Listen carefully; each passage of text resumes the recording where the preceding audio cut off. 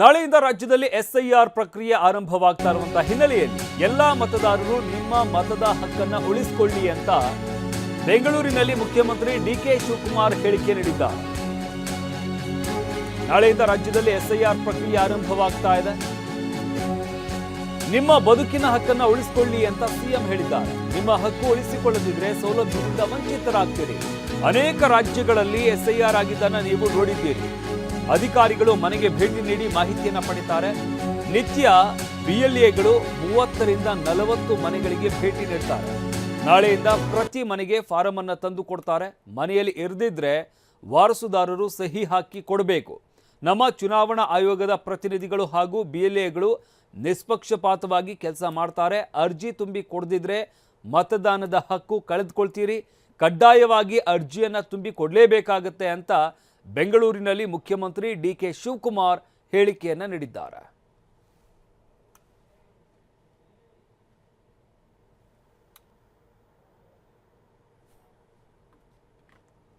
ಪ್ರಾರಂಭ ಆಗಿ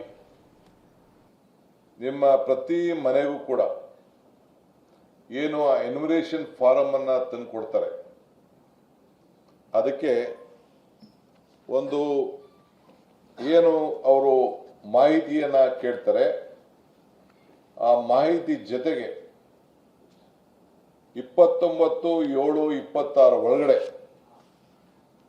ನೀವು ಆ ಮಾಹಿತಿಯನ್ನ ಸೇರಿಸಿ ಹಿಂದೆ ಏನು ವೋಟರ್ ಲಿಸ್ಟ್ ಅಲ್ಲಿ ಇತ್ತು ಅದರ ನಂಬರು ಫೋಟೋ ಕೂಡ ಇರ್ತದೆ. ನೀವು ಪ್ರತಿಯೊಬ್ಬರು ಕೂಡ ನಿಮ್ಮ ಹೊಸ ಭಾವಚಿತ್ರವನ್ನ ಅಂಟಿಸಿ ಆ ಫಾರಂನಲ್ಲಿ ಪ್ರತಿಯೊಬ್ಬರು ಕೂಡ ಕೊಡಬೇಕಾಗ್ತದೆ.